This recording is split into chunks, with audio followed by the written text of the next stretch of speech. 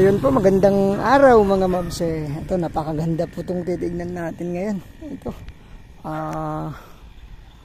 farmhouse na mo dito sa paligid natin. Puro tanim po ay mga gulay, mga tutubo. So itong titignan natin ang sukat 13,456 square meter. Titled property, nandyan po yung seller natin, pangalan nila mag-asawa. Katatapos lang yung usapan namin. Ito nakabakod mula harap hanggang likod. So makikita nyo sa drone, bakod po lahat yan ng chicken wire. Tapos may planted po na hollow block sa baba.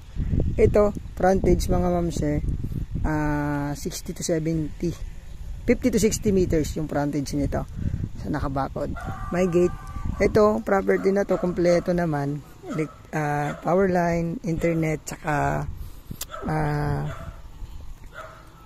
nawasa meron. So, napakaganda. Dito sa harap, tinamnan nila ng talong. May mga dragon fruit, saka ito may bahay siya. Dalawa yung kwarto, naka-aircon. May tiles sa taas. Meron pang kusina dun sa kabila na parang dirty kitchen pero nakaabang po na second floor. Ayan, so napakaganda. Tapos sa gitna meron siyang warehouse, mga paglalagyan po ng mga inaani nila. So tingnan natin to, baka magustuhan nyo to. At saka meron siyang alagaan ng hayop sa likod, baka, kambing. Meron siyang fish pan, gawaan po ng alagaan po ng ng hito. So tingnan natin doon sa likod. Tingnan muna natin tong bahay. Ayan, pasukin po natin tong bahay. Kasama natin yung seller. Ayan, nakaharap po yung bahay nila dito. Pero pwede pang gumawa ng dito, ng parking lot. Pero man, napakaluwang yung parkingan niya doon. Tingnan po natin yung loob.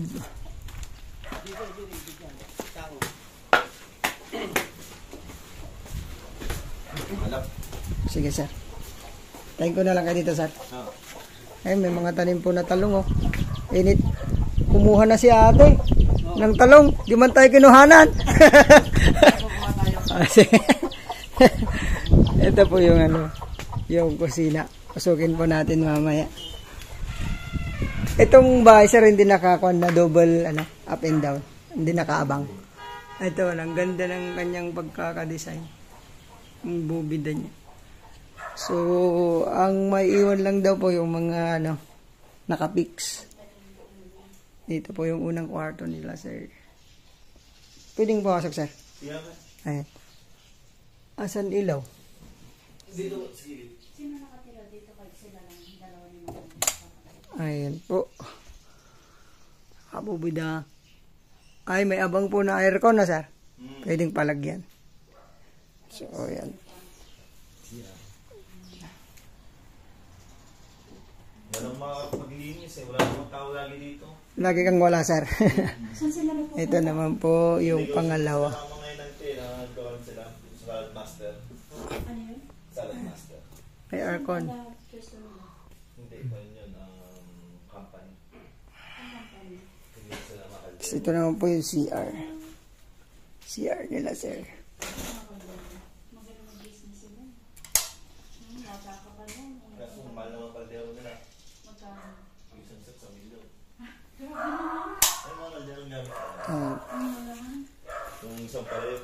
Saan ba dito yung caravan sale nga sinasabi sa Tarlac, sir? Caravan sale? Oo. Ay, hindi ko lang Ito yung kusina. Ayan yung kusina. Nakambang sa ganito. Sa second floor. Ito may CR din dito sa labas. Common CR. Shower room to. Ay, yung pintuan niya, sir. Kusina. Ito, may rin dito. May CR din. Tapos, kusina.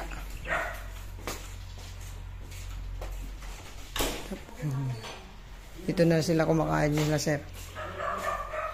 Ito kasi sa taas. Meron na to. May grills na. Ah, meron na po. Ayan yung sa likod nila. Mga dagong purot. Pang-asim, kalamansi. Tingnan natin mamaya doon. Ay, hindi pa sir.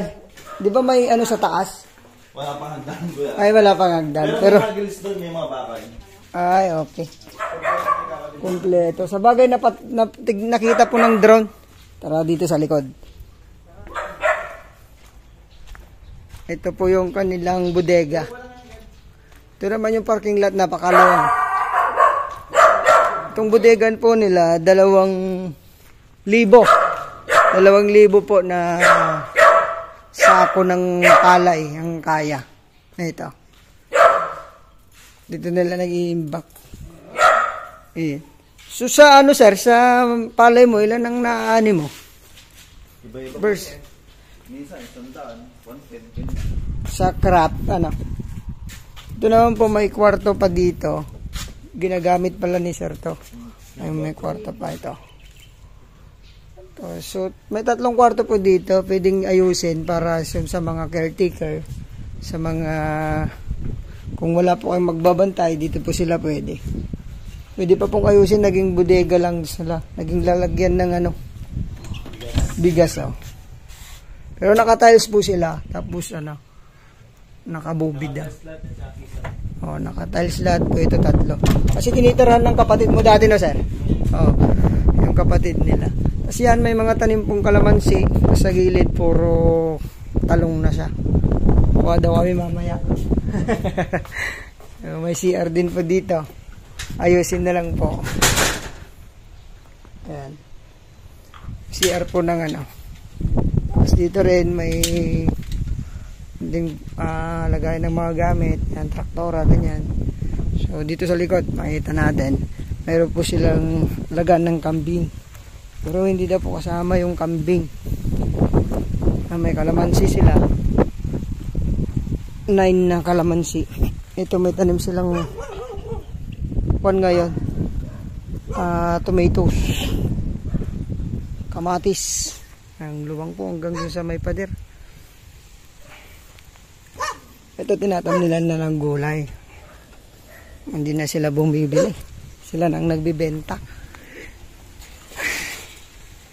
Yung kulungan po ng kambing.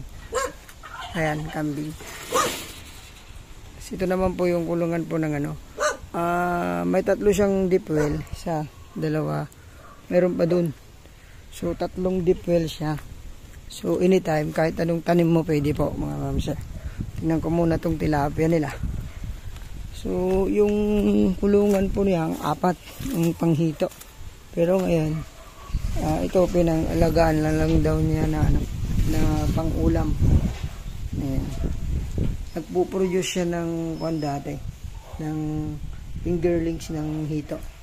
So, bibenta naman na. So, may sarili silang ano, patubig. Kaya, kahit anytime po, pwedeng palitan yung tubig ng hito. Ayan, maluluwang. Siguro yan yung ano, sizes.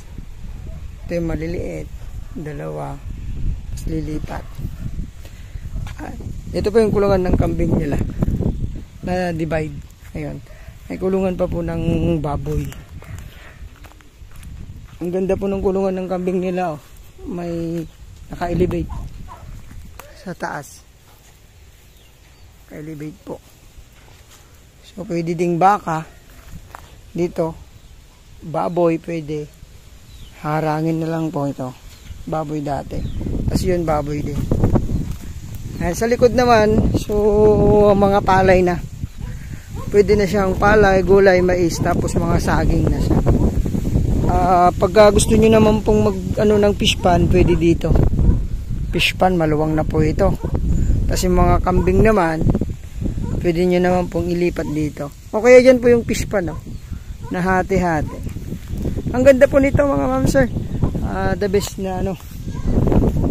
Yung nagpapahanap sa akin ng farm. May bahay na kompleto na, tas nakabakod na rin siya. Hanggang dun. Papaliparan natin mga ma'am sir. Ulitin ko po, nandito ako sa Herona Tarlac. From town proper 10 minutes drive. Tapos ganun din sa Paniki. Bayan ng Paniki, 10 minutes drive kasi yung daan po doon sa paganon, papuntang Paniki town proper yan.